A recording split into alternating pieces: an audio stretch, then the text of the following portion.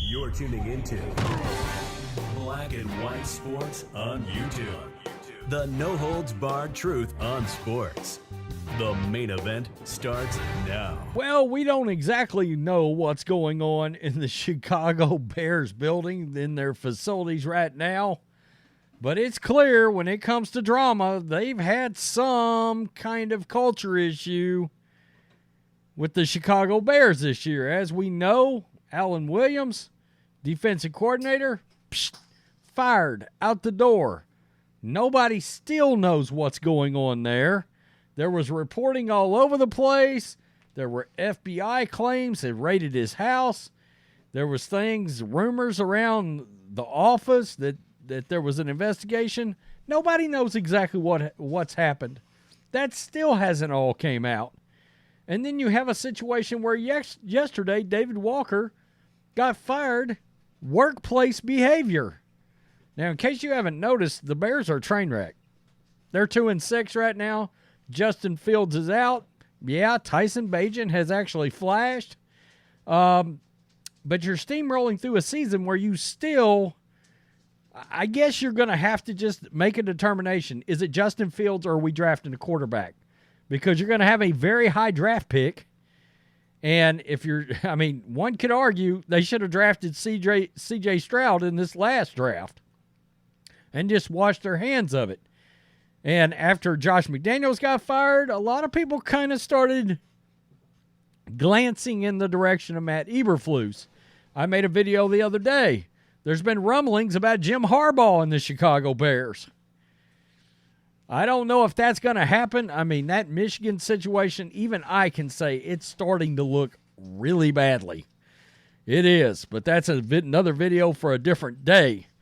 Let's get to this, and then we'll get to Ryan Poles coming out and making comments about Matt Eberflus's job because Eberflus got a dreaded vote of confidence, which sometimes is that vote you get right before you get voted off the island.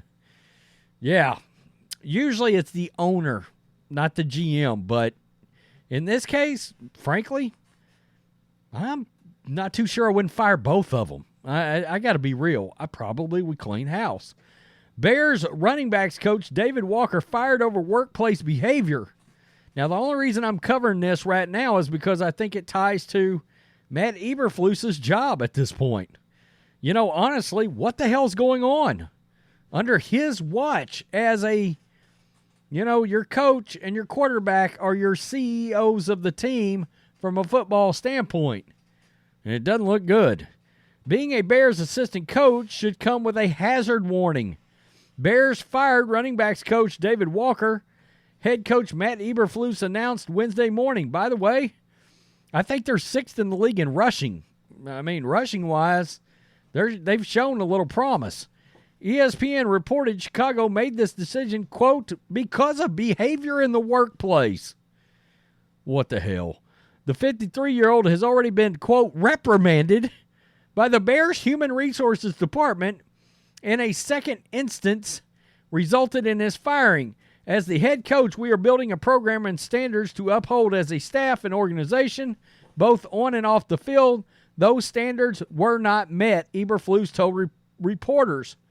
Walker, in his second season with the team, is the second assistant coach to leave the Bears mid-season, joining former DC Alan Williams. Eberflus did not provide details regarding what specifically triggered this decision. Quote, it's disappointing from my vantage point, Eberflus said. We have a standard to uphold. When that standard is not met, we act accordingly. And that's what we did today. Well, you better be worried because the next standard they'll be talking about is wins and losses. The 2023 season has been disastrous for the 2-6 Bears, aside from their positioning for a great 2024 draft picks, but the shuffling of coaches has been downright bizarre. Walker, a Rochester native who played for Syracuse, has 26 years of coaching experience, according to the team. He had the same role with Syracuse, Pittsburgh, that's in college, Colts, Lions.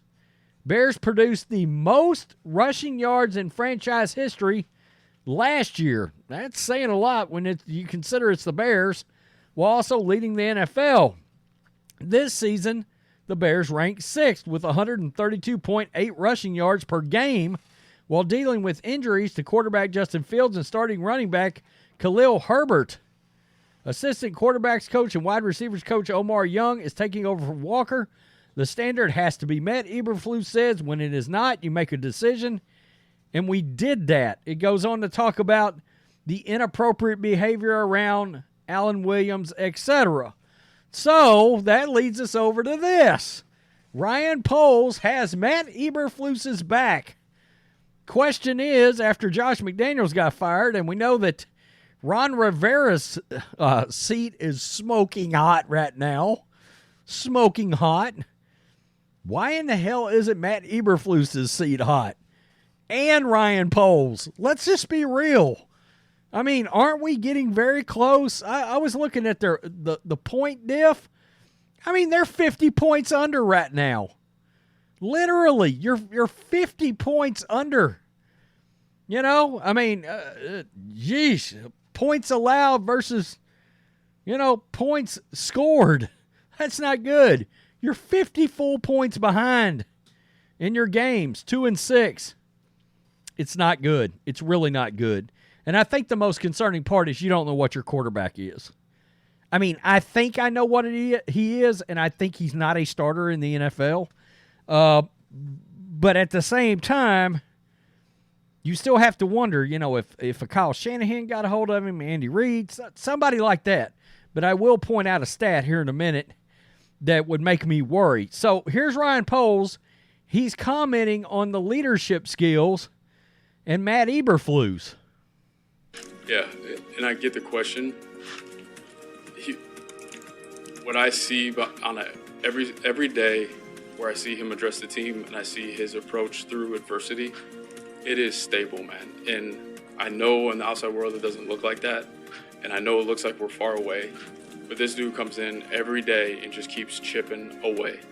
He has high integrity. The people that he brings in here, he's done the work to make sure that they're the people they're supposed to be.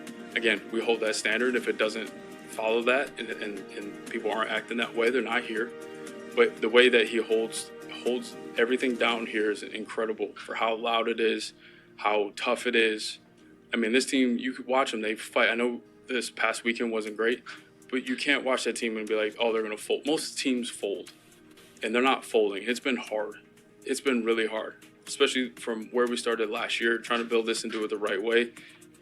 What I see from him on a daily basis and how he gets his team ready on a weekly basis, to me, I see a grown man that has leadership skills to get this thing out of the hole and into where it needs to be. Okay, I guess my question, and we'll look at Justin Fields' stats here right quick, but my question would be, does that guy just put off the aura of being a great leader himself? I'm talking about the general manager. He got up there. He seems to lack some confidence.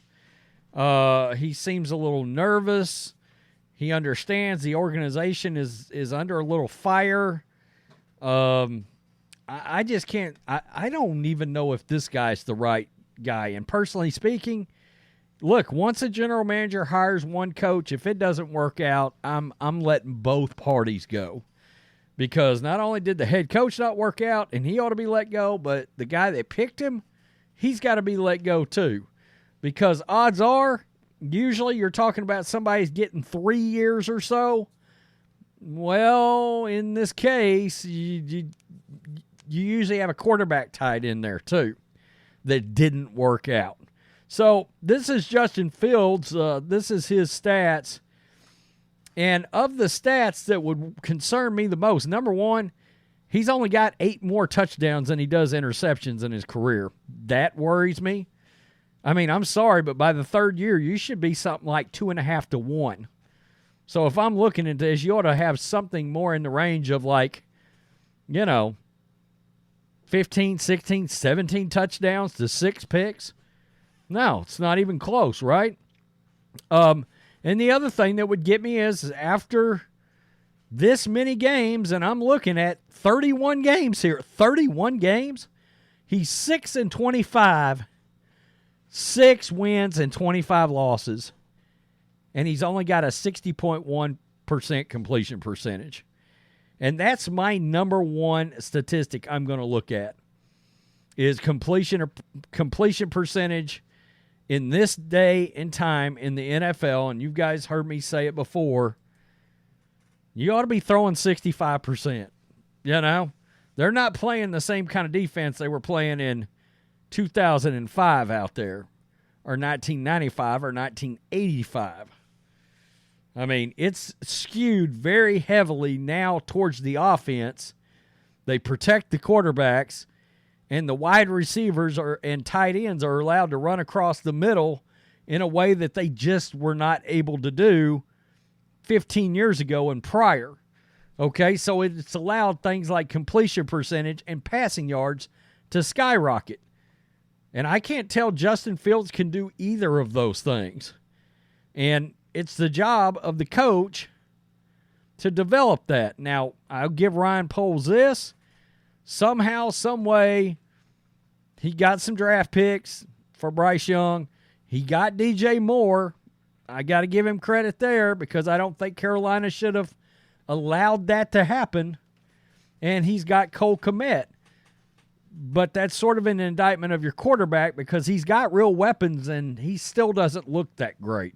And don't give me the 4 touchdowns, 1 pick game that he had the other day because he threw for 51% completion percentage in that situation. I get it. Okay, you threw some touchdowns, but you're still not completing, 6.5 to 7 out of every 10 passes. I mean, you're closer to 6 out of 10. Well, that one pass is a big damn difference in your NFL career, right? It's kind of the same way that if you're playing baseball, if you go 3 for 10, you're making the Hall of Fame. You go 2 for 10, you're stuck in double and triple A for 15 years. Although I think a few more of those guys get to stick around now. You didn't used to. If you batted 200, unless you were a catcher or a pitcher, you were hitting the bricks back to the minors. So anyway, tell me what you think. It's a wreck. Is there any institutional control with the Chicago Bears at all? Because I got to tell you, your DC had to be let go or resign or step out or whatever he had to do because of personal reasons. And then your running backs coach has a misconduct situation in the workplace. It's a lack of institutional control. Tell me what you think. Peace. I'm out. Till next. Thanks for watching the show. Be sure to like, comment, and subscribe. Be sure to tune in next time on Black and White Sports.